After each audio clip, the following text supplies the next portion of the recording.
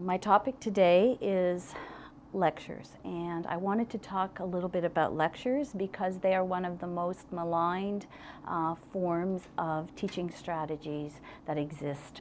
It's often called the easiest thing to do, but I want to caution you as professors or budding professors that lectures do take a fair bit of advanced preparation. You have to very carefully go through the textbook and figure out what can the students learn on their own and what needs to be further expanded on in a lecture format. You can use a lecture to present a lot of material in a short period of time to be sure that your students have actually all received the same information and have heard the same examples.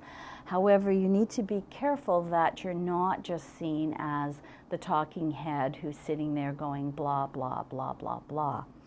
Make sure that your mannerisms and your use of vocabulary doesn't really interfere with the students' learning. You have to find a way to tailor your language in your lecture to suit the level of student that you have in front of you, which is something that a textbook cannot do. A textbook is printed and that's it. That's what there is. So your job is to take that textbook or that course information and make it come to life. There are a lot of things with modern technology that can make your lecture much more lively. You can do things like intersperse, say every 15 or 20 minutes. You can intersperse with video clips. You can intersperse with things like OneNote, where you can set up questions for the students to answer about the content you just delivered. You have to remember that people's listening power is really only about 15 or 20 minutes. And after 20 minutes, you need to switch activities, even if it's just to stop and have the students write down one or two things that they remember right away from the lecture.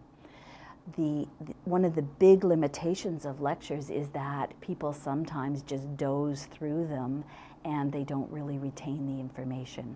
So you have to find ways to take what you've delivered in a lecture and then present it in another way that's reinforced for those students, such as having them take case studies and apply that information in smaller working groups.